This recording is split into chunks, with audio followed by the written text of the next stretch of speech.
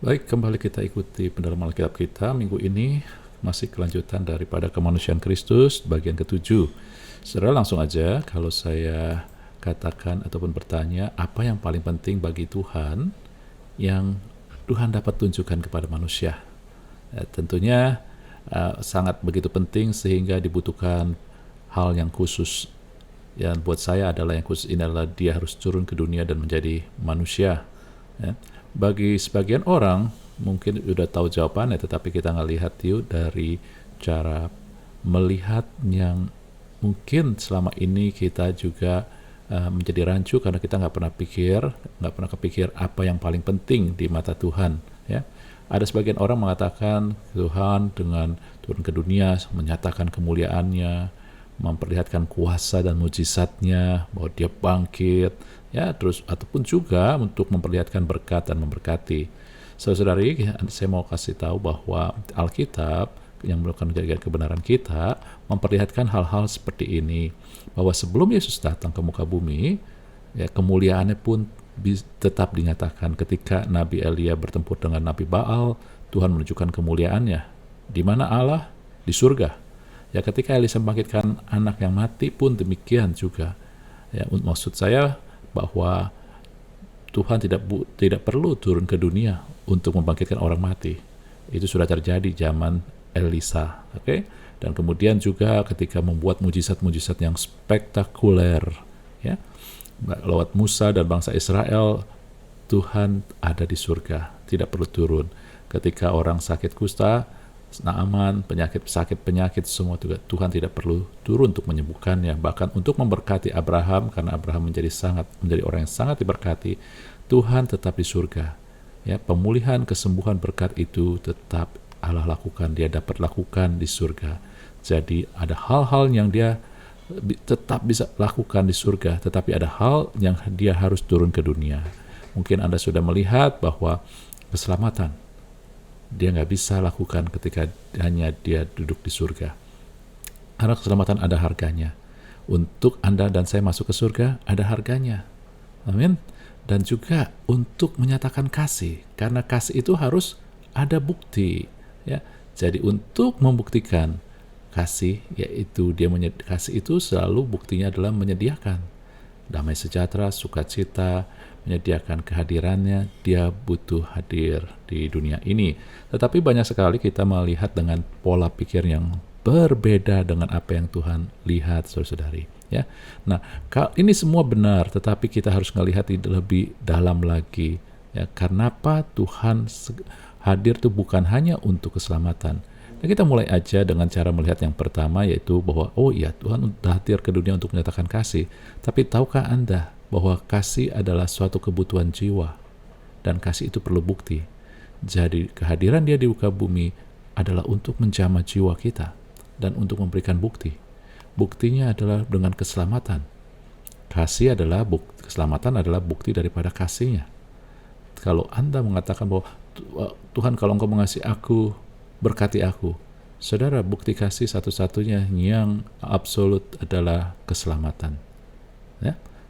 Dan lalu gitu penyediaan apa, Pak? Penyediaan adalah bukti daripada kuasanya. Ya? Allah berkuasa. Karena apa? Karena ketika Yesus tidak datang di dunia, belum datang ke dunia, penyediaan terus terjadi. Karena itu menunjukkan kuasanya. Amin. Ya. Lalu surga, kalau gitu surga bagaimana? Surga adalah suatu tempat. Ya, surga adalah tempat. Dan saya mau katakan, ketika tempat itu menjadi fokus Anda, maka Anda hilang poinnya. Surga berarti karena ada kehadiran Tuhannya di situ. Surga tidak akan berarti kalau tidak ada Tuhannya. Karena yang membuat surga itu penuh kemuliaan, damai sejahtera, sukacita, dan tidak ada kegelapan satu kecil apapun adalah kehadiran Tuhan. Jadi saya mau katakan bahwa ketika Anda menghargai dan menyadari terus kehadiran Dia di muka bumi ini, ketika kita hidup pun sudah bisa mengalami suasana surga. Amin. Nah, kembali aja kepada poin kita. Jadi kalau Dia datang ke dunia untuk menjamah jiwa kita, untuk menyatakan kasih-Nya, ya, terus juga untuk menyatakan kehadirannya, ini berbicara apa sih? Ya, ini bukan hanya sekedar bicara keselamatan kan?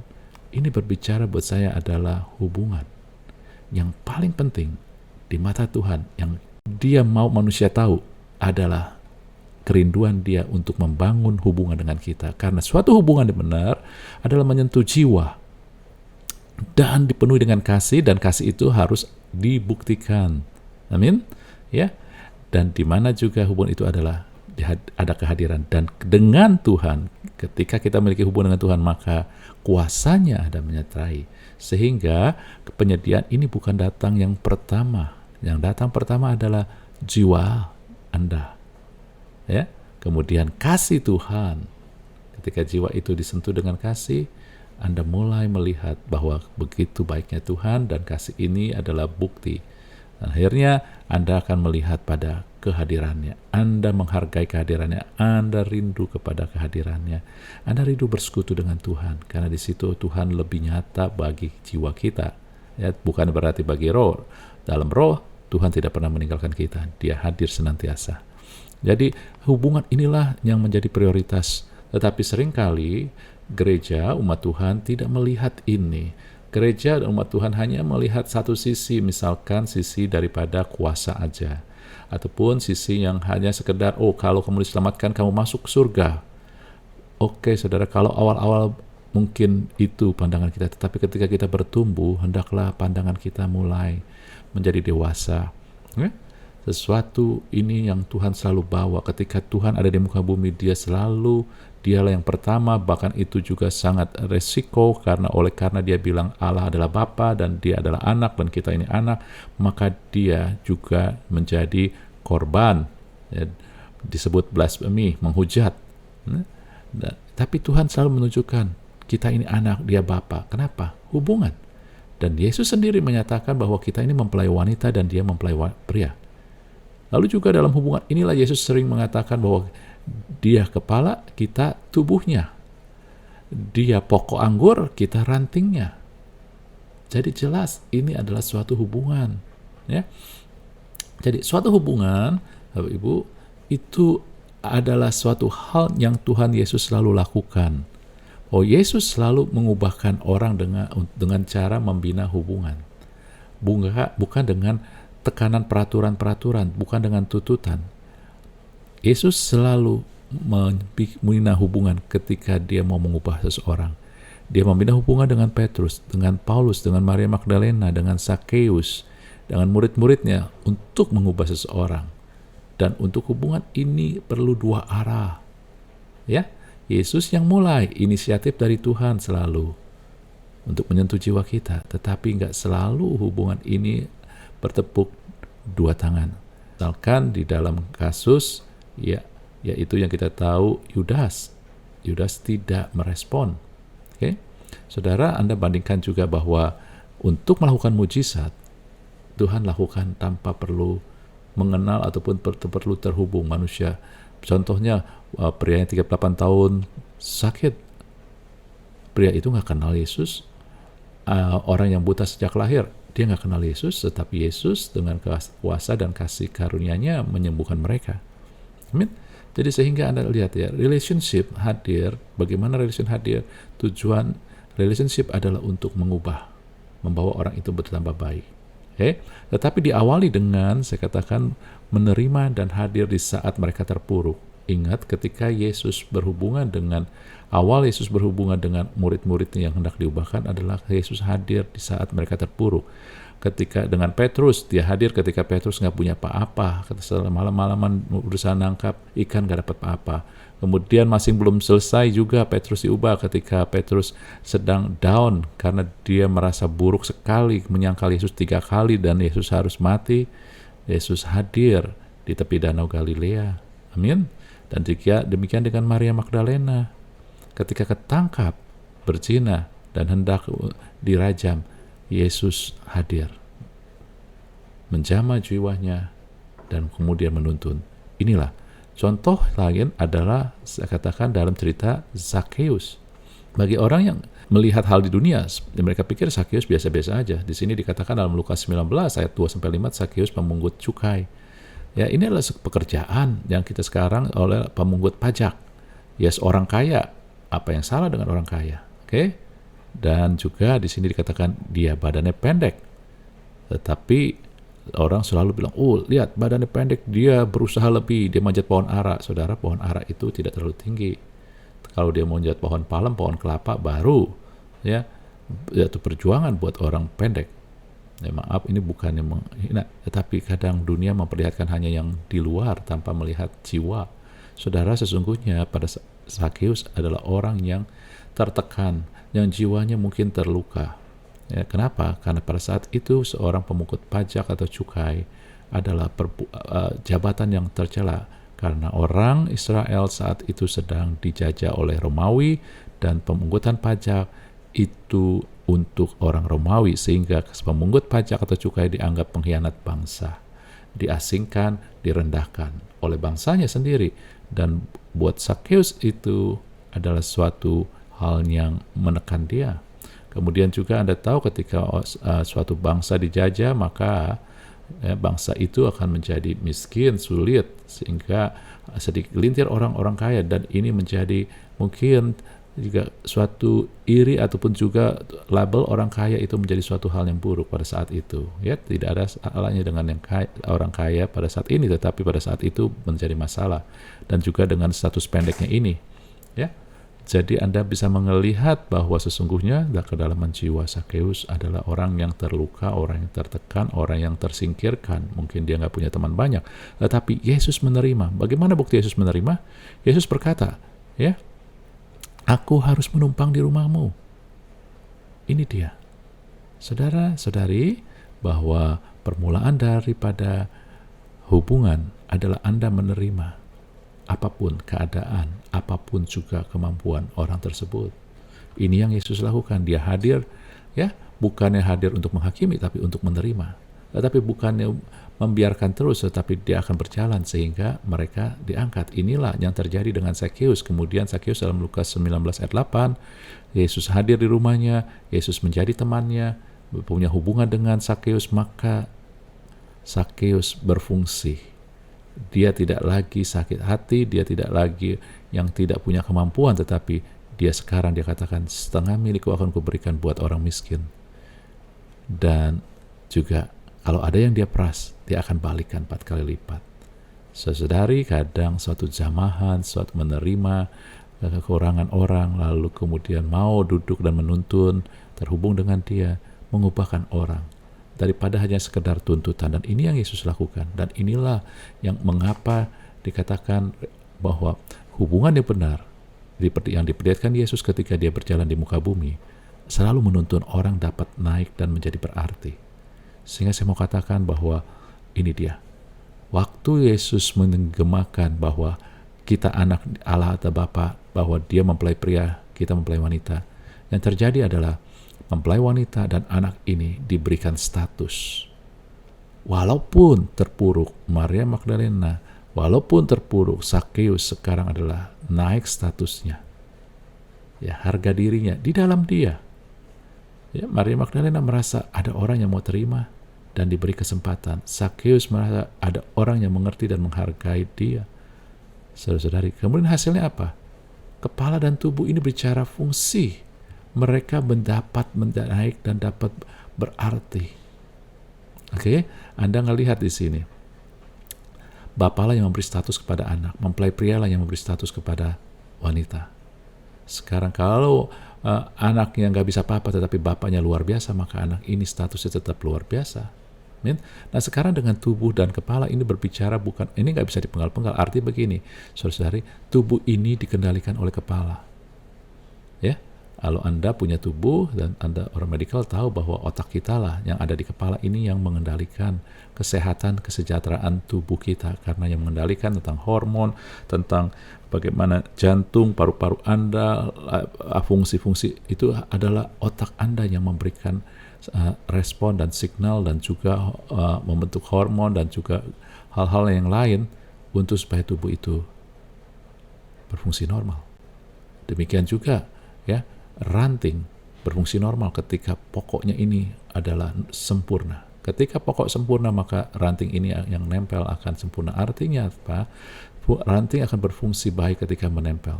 mempunyai hubungan dengan pokok. Tubuh akan berfungsi baik ketika mempunyai hubungan dengan kepala. Anda juga sama, Anda harus percaya bahwa ketika tubuh ataupun kita sakit, tubuh kita, organ tubuh kita nggak berfungsi normal, Anda klaim bahwa Anda terhubung dengan Yesus sebagai kepala yang mengatur tubuh Anda. Dan kalau sebagai kepala Yesus adalah sempurna, maka tubuh Anda pun harus sempurna, sehat adanya. Amin. Jadi Anda ngelihat di sini, ya, relationship dengan Tuhan yang Tuhan perlihatkan ketika berjalan di muka bumi akan mendatangkan nilai diri yang benar. Dia memberikan nilai diri. Dia nggak menjatuhkan, saudara-saudari. Dia nggak menjatuhkan wanita Samaria yang ada di tepi sumur, Sakeus. Dia nggak menjatuhkan nilai Maria Magdalena yang ketangkap dan berzina, tetapi dia justru memberikan status nilai diri yang benar. Kemudian ketika mereka terhubung, mereka punya hubungan, ya, menjadi murid dan guru. Kita jadi murid, dia guru, ataupun juga dia jadi Tuhan, kita menjadi followernya. Maka ketika kita terus terhubung, maka kita akan bisa berfungsi, bertindak benar. Banyak orang percaya hanya berhenti pada status dan bangga dengan status. Amin, kita harus bangga dengan status kita sebagai orang percaya. Tetapi untuk Anda memperlihatkan apa yang Tuhan telah siapkan bagi kita, karena kita ini dari semula sudah disiapkan, ataupun sudah disiapkan untuk berfungsi, untuk melakukan pekerjaan-pekerjaan yang baik, membawa tujuan Dia, itu nggak bisa mandiri, kita harus terhubung. Banyak orang percaya nggak menghargai, nggak melihat relationship ini. Relationshipnya aja hal sekedar bapak dan anak. Tidak, saudara, itu status, benar. Tetapi relationship juga membutuhkan bahwa hubungan yang baik, yang benar harus membuat kita berfungsi sesuai dengan tujuan Tuhan. Inilah yang harus terjadi. Amin. Ya. Nah, saudara, ini juga bisa kita melihat dalam cerita Petrus, bagaimana Tuhan membina hubungan. Petrus ketika saya katakan tadi di awal, menyangkal Yesus 3 kali, dia menjadi orang yang paling rendah. Karena dia dianggap, dia membuat dirinya pemimpin, tetapi dia tidak berhasil. Malah dia menyangkal. Tapi Yesus mendatanginya. Ketika Yesus bangkit, dia datangi di tepi Danau Galilea. Dia tanya, Simon, apakah kamu mengasihi agapau lebih daripada mereka ini? Agapau ini adalah kasih tanpa syarat, kasih yang paling tinggi, kasih yang diberikan Allah kepada kita, lebih daripada orang-orang semua ini. Petrus menjawab, dia Filio. Filio adalah kasih sebagai teman. Petrus jujur, dia nggak bisa bohong lagi. Dan Yesus kemudian, pertanyaan kedua dia turunin, apakah engkau hanya agapau, tanpa melebihi dari orang lain? Simon Petrus bilang, Tuhan, aku Filio. Dia nggak bisa lagi bohong, dia nggak meninggikan diri. Ya, saudara-saudari, kadang kelemahan kita itu membawa kebaikan juga, yaitu kita menjadi tidak sombong. Ya, dan Yesus kembali menjawab dengan, gembalakanlah domba-dombaku. Sebelumnya juga sama, dia katakan itu. Dan untuk ketiga kalinya dia tanya, dan kali ini pertanyaannya, apakah Petrus, apakah engkau Filio? Simon Petrus, apakah engkau Filio? Tidak lagi agape. Dengan kata lain, dia turun ke level Petrus. Suatu hubungan di mana bukannya menuntut, tetapi suatu hubungan kita terima kemampuan daripada Petrus, ya, Petrus ini, ya, dalam arti Tuhan menerima. Ketika Tuhan menanya tentang apakah engkau Filio, berarti Petrus, nggak apa-apa, aku terima, ya. Jadi suatu hubungan dimulai dengan menerima apa adanya. Bapak Ibu, saudara-saudari, inilah yang suatu kebenaran. Ya, Yesus menerima kita apa adanya, tetapi dia nggak berhenti di situ. Artinya dia nggak sama seperti juga yang dilakukan pada Petrus, dia nggak berhenti di situ, menerima apa adanya, tetapi kemudian dia meningkat. Ya, Anda ngelihat di sini bahwa ketika Petrus mengatakan dia hanya Filio, Tuhan bilang, gembalakanlah domba-dombaku. Maksudnya apa sih? 3 kali, walaupun dia nggak memenuhi standar, gembalakanlah domba-dombaku. Ini kan konsisten dengan apa yang tadi saya katakan, bahwa hubungan dengan Tuhan, satu, menaikkan status kita, memberikan kita nilai diri. Ya, ketika Tuhan mensuruh Petrus mengeluarkan domba-dombaku, bukan karena kehebatan Petrus, tapi hanya karena Tuhan mau memberikan kepercayaan kepada Petrus, menaikkan nilai diri dia. Secara perbuatan Petrus gagal, tetapi secara kasih karunia Tuhan tetap memberikan status, ya, memberikan kepercayaan bukan karena kemampuan Petrus, sehingga nilai diri Petrus pun meningkat. Itu yang Tuhan lakukan. Dan kalau Tuhan lakukan berarti dia memberikan contoh. Dia lakukan di muka bumi berarti kita bisa juga tiru, bisa contoh apa yang Tuhan Yesus lakukan. Dan hasilnya Anda jelas bahwa hasilnya Petrus akhirnya dan sejarah membuktikan ini Yesus sudah tahu nubuatannya bahwa Petrus akan mati, dan sejarah membuktikan bahwa Petrus mati dengan disalib dengan kepala terbalik. Itu menunjukkan bahwa dia sekarang sudah bisa filio. Kenapa dia bisa filio? Karena Tuhan menerima dia apa adanya, kemudian Tuhan memberikan dia status, dan Tuhan menuntun memimpin dia. Kali ini lewat Roh Kudus yang ada di dalam Petrus, sehingga Petrus bisa berfungsi, bisa menggenapi apa yang Tuhan sudah sediakan, menjadi kepala ataupun juga menjadi pemimpin gereja di Yerusalem, dan juga akhirnya bisa mengasihi Tuhan dengan agape. Amin. Dan inilah, jadi saya mau katakan, ketika Yesus di muka bumi, bukan hanya dia memberikan teladan contoh, tetapi dia memiliki misi. Dan misinya itu adalah untuk menyatakan kerinduan Allah. Karena di muka bumi, Yesus selalu menunjukkan bahwa bagaimana dia terhubung dengan Tuhan. Saudara-saudari, orang-orang yang terhubung dengan Tuhan akan mengalirkan kuasa Tuhan. Orang-orang yang terhubung dengan Tuhan akan berfungsi dengan benar. Dan fungsi Tuhan ketika dia menebus kita adalah membawa terang, menjadi berkat, ya. Dan juga bahkan disertai tanda-tanda. Kadang-kadang tanda-tanda itu tidak kelihatan karena mungkin fungsi kita belum terlaksana. Sebab itu milikilah hubungan, dan hubungan ini bersifat pribadi, Bapak Ibu Saudari, ya. Hubungan ini jangan terjebak di dalam bentuk hubungan yang general, karena Tuhan bicara tentang pribadi sekali. Bapak anak hubungan pribadi kok, ya, mempelai wanita dan pria juga sama. Jadi maksudnya pribadi apa? Anda nggak usah niru tipe hubungan. Ada orang yang berhubungan dengan Tuhan dengan gaya karismatik, ada orang yang berhubungan dengan Tuhan dengan gaya injili, maka dengan yang lain. It's okay. Amin. Karena hubungan ini adalah pribadi. Jadi jangan terjebak di dalam pertentangan yang dogmatis. Tetapi ketika Anda benar murni mau melihat bahwa hubungan ini penting, hubungan ini adalah suatu kasih karunia kemurahan Tuhan, maka kita akan dituntun berfungsi, ya. Jadi misi Tuhan bukan hanya kasih kita teladan contoh dan bukan hanya menebus kita, tetapi memperlihatkan kerinduan Bapa untuk berhubungan dengan kita sebagai anak-anaknya dan umatnya. Kemudian juga, ya, memperlihatkan bahwa menikmati yang dari Tuhan tidak mungkin tanpa menghargai hubungan. Anda mau menikmati apa yang datang dari Tuhan, Anda mau melihat apa yang datang dari Tuhan, Anda mau mengalirkan apa yang datang dari Tuhan, enggak mungkin tanpa menghargai hubungan. Mungkin Anda sudah jadi anak Tuhan, tetapi ketika Anda tidak terhubung, maka Anda tidak berfungsi dengan benar.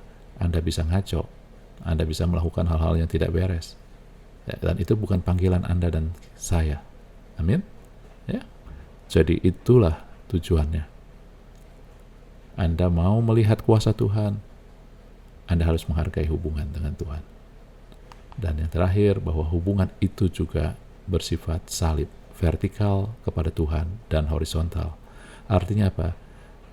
Ketika kita memiliki hubungan yang benar dengan Tuhan, maka hubungan dengan sesama kita pun akan dipulihkan. Amin. Kenapa? Karena vertikal yang berdiri, vertikal itu yang menopang yang horizontal. Salib itu ditopang oleh yang vertikal.